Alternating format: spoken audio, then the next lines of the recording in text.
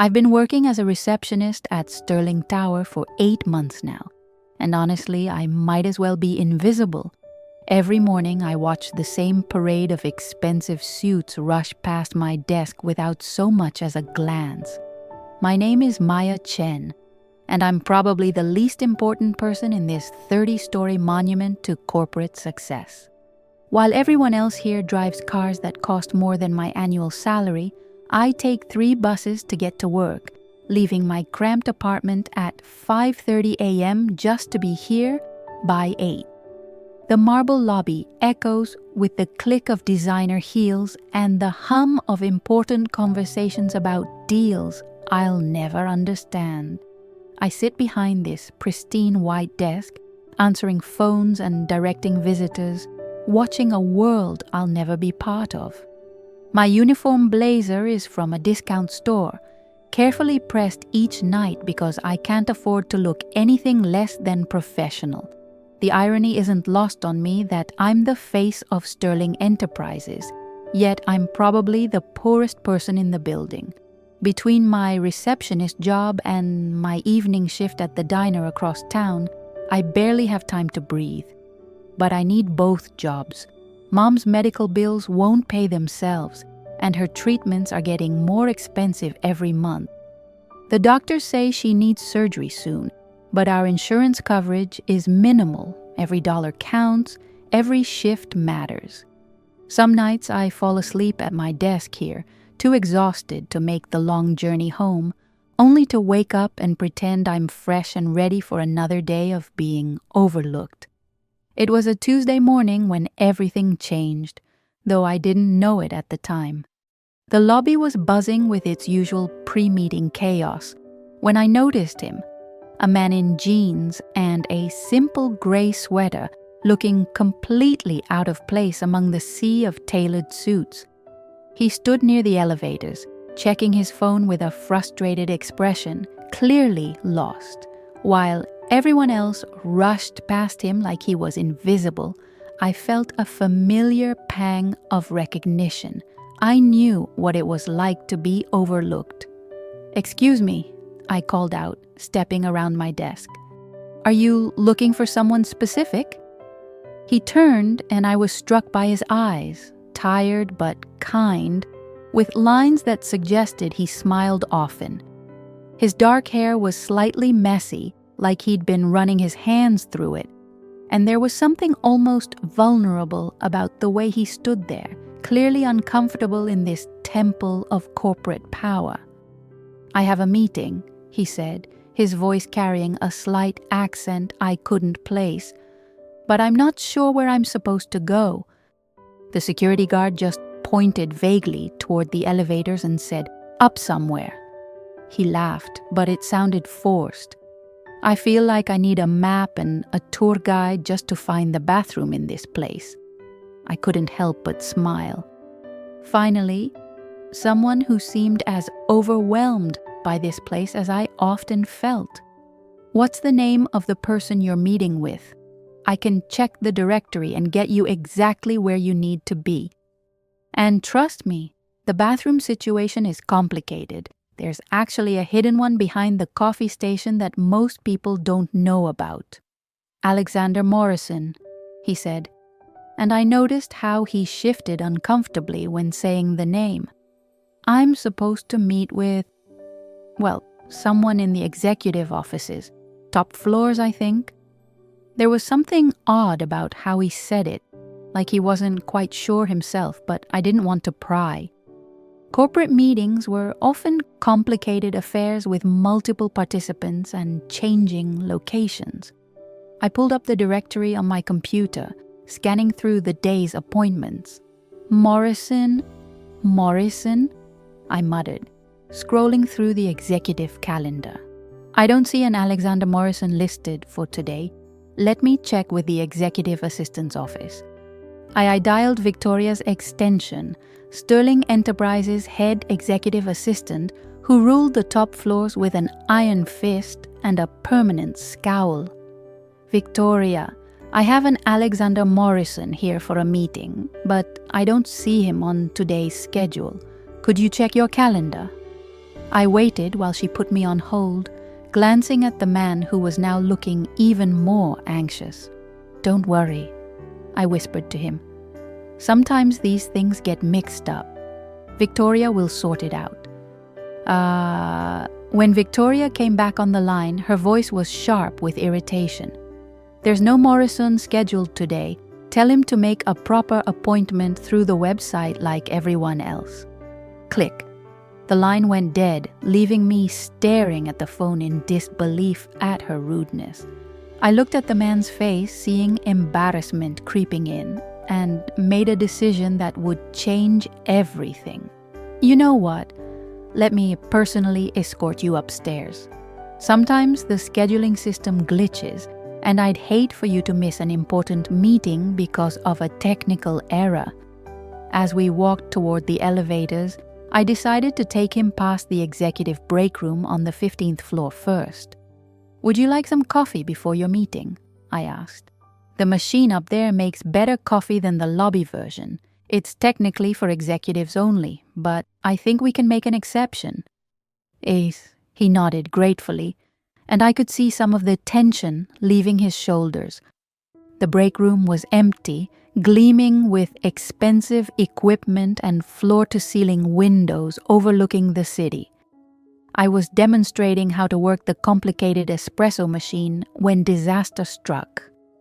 As I reached for the milk steamer, my elbow caught his cup, sending hot coffee cascading across the pristine white counter and splashing onto his sweater.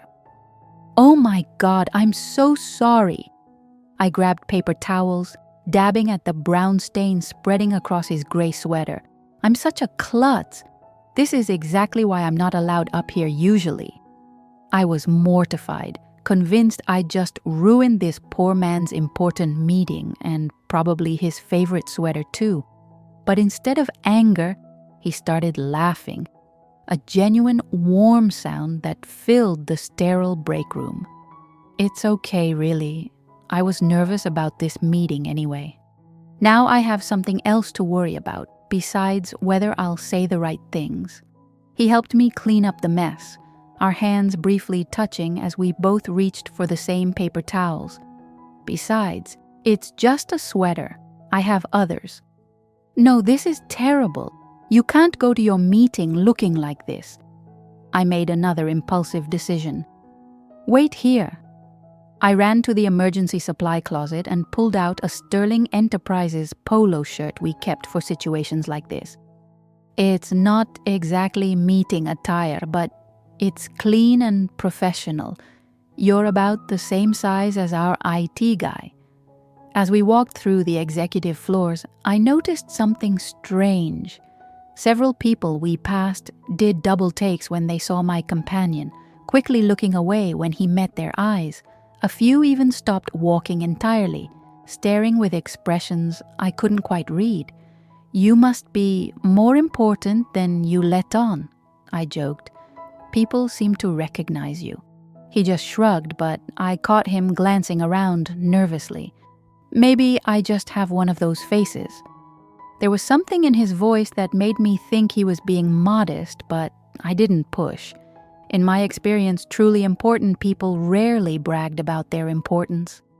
We stopped at the executive reception area, where Victoria sat behind her massive desk like a guardian dragon.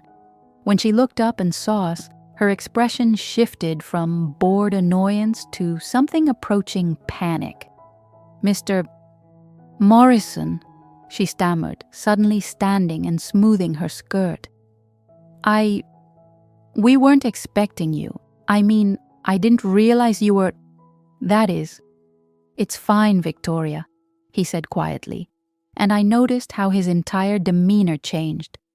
The nervous lost man from the lobby had disappeared, replaced by someone who clearly belonged in these halls of power.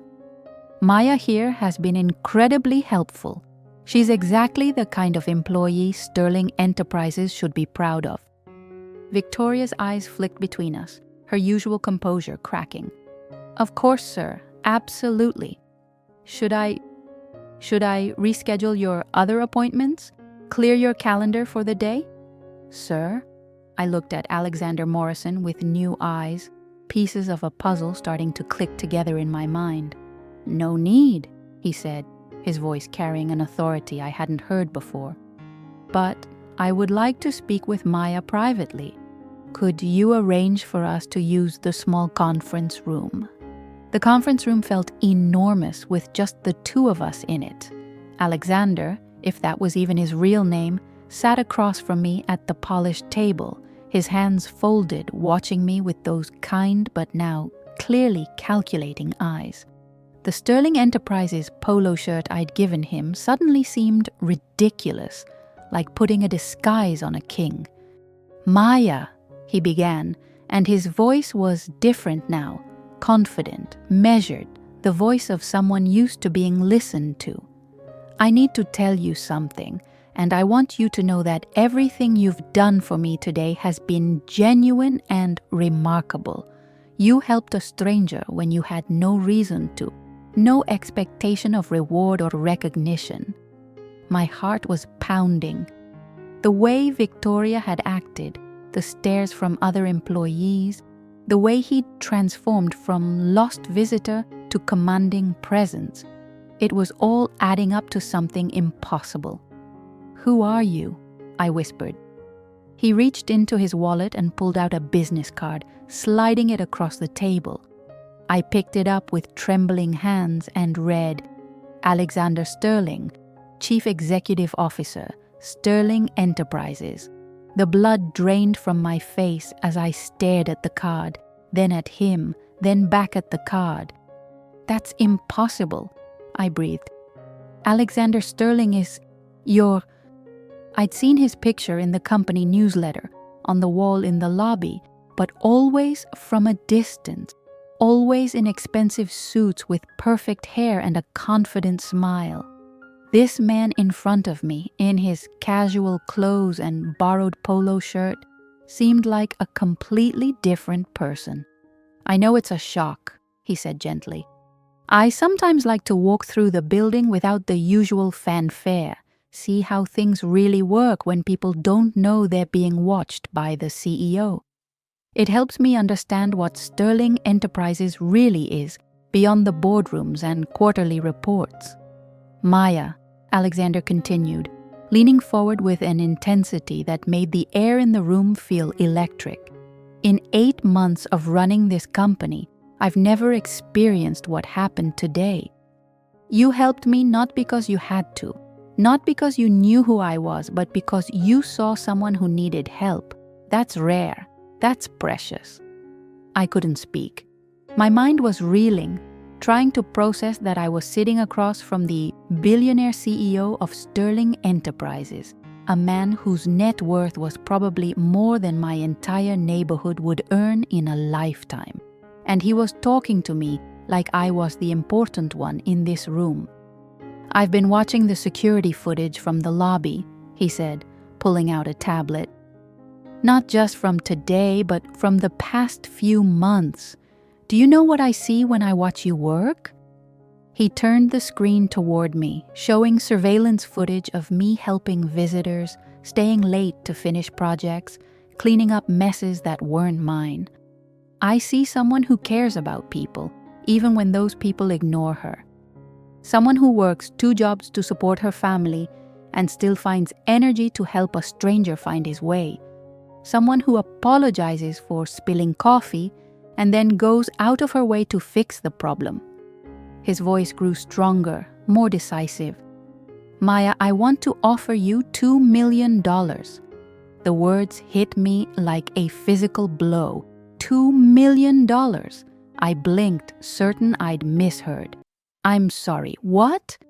$2 million, he repeated, "but not as a gift, as an investment. I want you to quit both your jobs and come work directly for me. I want you to help me remember what Sterling Enterprises should really be about. Taking care of people, not just profits." I stood up so quickly my chair rolled backward, hitting the wall with a sharp crack. The sound seemed to echo in the sudden silence of the room. Alexander's confident expression shifted to confusion as I placed my hands flat on the table. leaning forward with a fire I didn't know I possessed. "No," I said, my voice stronger than I felt. "Absolutely not. Maya, I don't think you understand." "I understand perfectly," I interrupted, something I'd never done to anyone in authority before. "You think you can throw money at me and make me your pet project? Your feel-good story about the poor receptionist you rescued?" My hands were shaking, but my voice was steady. "I helped you today because it was the right thing to do, not because I wanted something from you." Alexander's mouth opened and closed like he'd forgotten how to speak. I could see the wheels turning behind his eyes, trying to process a response he clearly hadn't expected. "That's not, Maya, that's not what this is about." "Isn't it?" I challenged. "You've been watching security footage of me for months? That's not inspirational, Mr. Sterling, that's creepy. And now you want to pay me $2 million to be your conscience, to help you remember how to be human?" I shook my head, feeling a strange mix of anger and disappointment. "If you need to pay someone to teach you empathy, then maybe you're not the leader this company needs." The room fell silent except for the sound of my own heartbeat pounding in my ears. I'd just told off the CEO of Sterling Enterprises, refused $2 million, and probably ended my career in the most spectacular way possible. Word spread through Sterling Tower like wildfire. Within an hour of my meeting with Alexander, every floor was buzzing with whispered conversations and shocked expressions. The story kept getting bigger and more distorted with each telling. By lunchtime, I'd allegedly been offered anywhere from $1 million to $10 million, depending on who you asked. Victoria couldn't contain herself. She'd apparently heard every word through the conference room walls and had already shared the story with half the executive floor. "Can you believe it?" she whispered loudly to anyone who would listen. "The CEO offers her $2 million and she says no. Who does that? Who turns down $2 million? I tried to focus on my work, answering phones and directing visitors, but every conversation around me seemed to involve my name. Some people looked at me with a newfound respect, others with complete bewilderment. A few seemed almost angry, as if I'd somehow betrayed all working people by refusing such an incredible opportunity. James, the security guard who'd become my friend over the past months, stopped by my desk during his afternoon rounds. "Maya, please tell me the rumors aren't true. Please tell me you didn't just tell the CEO to take his money and shove it." "I didn't tell him to shove it," I said wearily. I said no. There's a difference." "Girl, there's no difference to your bank account," James said, shaking his head. "Do you know what $2 million could do for your mom, for your family, for your future?" That hit harder than I expected. Of course, I knew what $2 million could do. It could pay for Mom's surgery, buy us a house, ensure I never had to work 2 jobs again. But it would also mean accepting charity disguised as employment, becoming someone's project instead of earning my own way. 3 days passed in a blur of stares, whispers, and awkward conversations. I'd become the most famous person in Sterling Tower, which was exactly what I'd never wanted to be. I was considering looking for a new job when Victoria appeared at my desk, looking more flustered than I'd ever seen her. "Mr. Sterling wants to see you," she said, her voice tight with barely contained excitement. "In his office, now." She paused, lowering her voice to a whisper. "Maya, there are lawyers up there, and reporters. Whatever's happening, it's big." My legs felt like jelly as I rode the elevator to the top floor. Sterling's office was a monument to success. Floor-to-ceiling windows overlooking the city, expensive artwork, and furniture that probably cost more than I made in a year. But what caught my attention were the people. 3 lawyers in expensive suits, a woman with a camera, and a man with a notebook who had to be a reporter. Alexander stood behind his desk, looking more like the CEO I'd seen in photographs, perfectly groomed, wearing a suit that probably cost more than my monthly rent. But his eyes were the same kind eyes I'd met in the lobby, and he was smiling in a way that made my stomach flip with anxiety. "Maya," he said, gesturing to a chair across from his desk. "Please, sit down.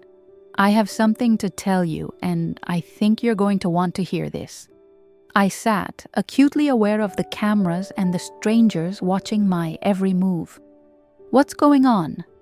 Do you remember 3 years ago when Sterling Enterprises was accused of discriminating against employees based on economic background?" Alexander asked. "There was a lawsuit, investigations, a lot of bad publicity." I nodded vaguely. I remembered reading about it in the news, but it had seemed like distant corporate drama that had nothing to do with my life. "The lawsuit was settled," Alexander continued, "but it made me realize something important about this company. We'd lost sight of what really mattered, the people who make Sterling Enterprises work every day. So I implemented a program, a test, if you will." He walked around his desk to sit in the chair next to mine, his expression serious but excited. "For the past year, I've been randomly visiting different departments, different floors, seeing how employees treat each other and how they treat people they perceive as less important. I've been maintenance workers, delivery drivers, job applicants, always watching, always learning." My mouth went dry. "You've been testing people?" "Testing the culture of my own company," he confirmed. "And in 12 months of doing this, Maya, you're the first person who treated me with genuine kindness without knowing who I was. The first person who saw someone who needed help and helped them. No questions asked, no expectation of reward." One of the lawyers stepped forward, opening a briefcase. "Miss Chen, 3 years ago, Sterling Enterprises created a whistleblower and ethical employee recognition fund.